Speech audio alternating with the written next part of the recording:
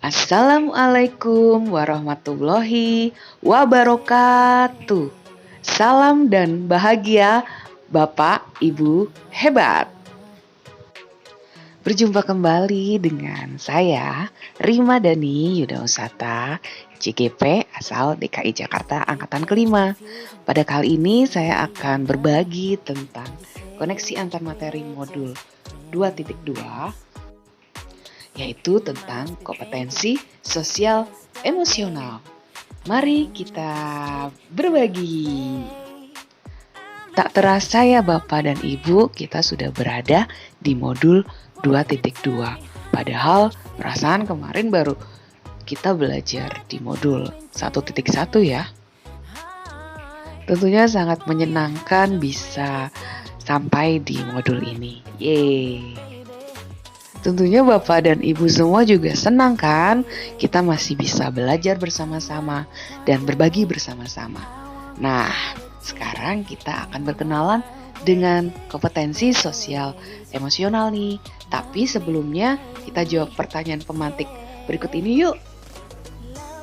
Nah, pertanyaan pemantiknya, pernah gak sih Bapak dan Ibu marah, senang? Pastinya dong semua orang akan mengatakan yes. Kita semua pernah merasakan senang, sedih, atau perasaan-perasaan lainnya kan?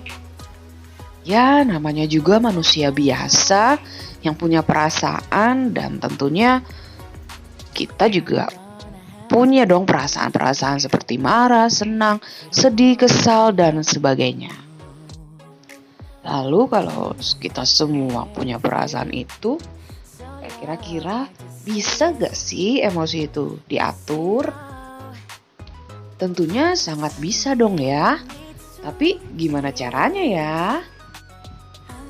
Nah, sekarang kita berkenalan yuk dengan kompetensi sosial emosional yang bisa disebut KSE. Apa sih itu KSE? KSE adalah singkatan dari tadi ya, kompetensi sosial emosional. Jadi adalah suatu kemampuan seseorang mengendalikan kemampuan sosial dan emosional. Nah, KSE ini dibagi menjadi 5 bagian, dan kelima bagian ini merupakan urutan ya, urutan dari proses menjalani kompetensi itu gitu ya. Pertama adalah kesadaran diri, kedua manajemen diri, ketiga kesadaran sosial, empati, keempat keterampilan membangun relasi, dan terakhir adalah pengambilan keputusan yang bertanggung jawab. Oke, kita bahas satu persatu ya. Oke, yang pertama kesadaran diri. Jadi sadar diri ini berarti kita menyadari apa sih yang kita rasakan saat ini gitu ya. Apakah kita sedang marah, sedang senang, sedih, atau sebagainya. Jadi kita menyadari dengan penuh kalau pada saat ini kita sedang apa. Nah, sebelum menjelaskan tahap yang kedua tentang manajemen diri, saya ingin bercerita dulu ya sebelumnya. Bapak Ibu pernah gak sih suatu ketika gitu di dalam kelas yang Bapak Ibu ajar, Bapak Ibu kan harusnya sebagai seorang guru itu hanya menuntun ya gitu. Tapi ketika menuntun itu Bapak Ibu suka baper tuh gitu ya dengan tingkah laku anak-anak gitu. Kemudian Bapak Ibu jadi baper, kemudian menunjukkan perasaan seperti marah gitu ya kepada anak-anak. Pasti pernah dong, saya juga pernah gitu. Nah, itu sebenarnya boleh dong diminimalisir atau bahkan sama sekali dihilangkan gitu.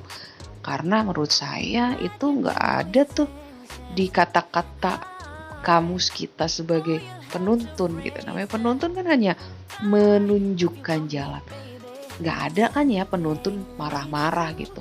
Nggak ada.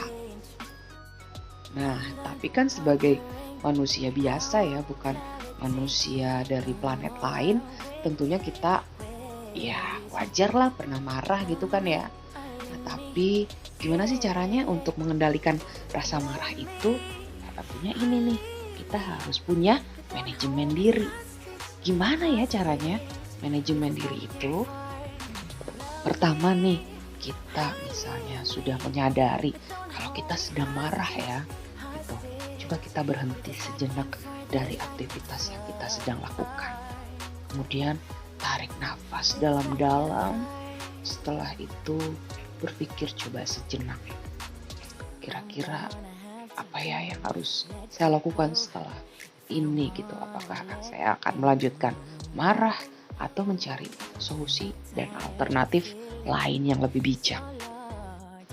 Tentunya memanajemen diri itu butuh proses dan butuh latihan.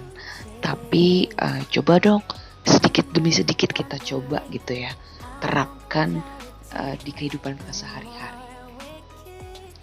Setelah kita mulai bisa memanajemen diri kita, tahap selanjutnya adalah kesadaran sosial. Kesadaran sosial ini berhubungan dengan empati. Empati itu adalah kita bisa merasakan apa yang dirasakan orang lain gitu ya. Misalnya ada orang lain yang sedang membutuhkan pertolongan, tentunya apa ya yang harus kita lakukan? Manusia itu kan makhluk sosial ya Bapak Ibu. Namanya makhluk sosial berarti dia tidak bisa hidup sendirian. Selama dia masih hidup, manusia akan membutuhkan orang lain gitu, sekecil apapun itu. Nah, karena manusia makhluk sosial, maka manusia juga harus memiliki keterampilan berelasi.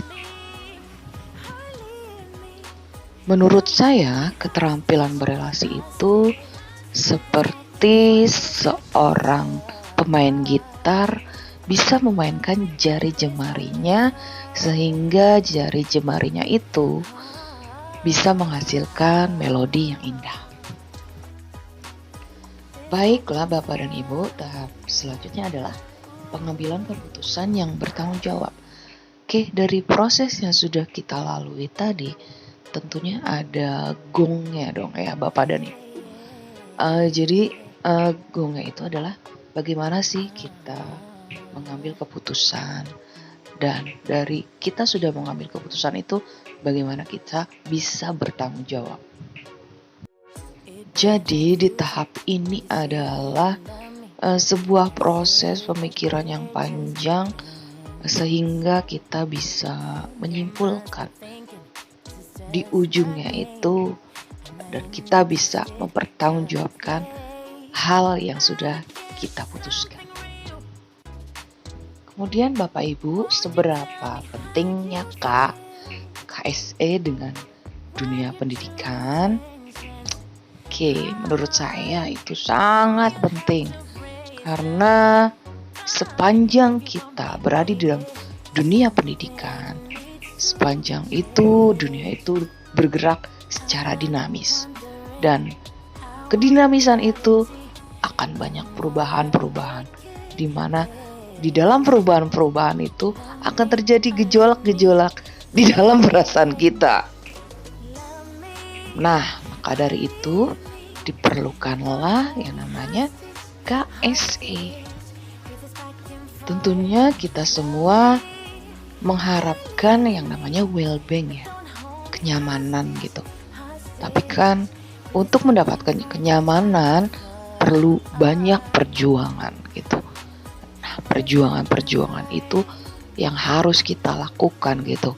Jadi jangan pernah menyerah sebelum kita lakukan. Oke Bapak Ibu, mungkin itu saja ya yang bisa saya bagi. Selanjutnya bagaimana action saya? Saya akan terus membagikan apa yang sudah saya miliki dan apa yang sudah saya pelajari dari modul 2.2 ini kepada teman-teman saya gitu, sehingga mereka bisa mempraktikkan baik di dalam diri mereka dan dalam kelas mereka, sehingga lingkungan kita nanti jadi akhirnya baik gitu. Dan yang terakhir adalah kita harus tetap mengabdi kepada murid dan murid. Oke teman-teman, tetap semangat ya. Terima kasih, selamat menjalankan praktik baik di dalam kehidupan kita sehari-hari.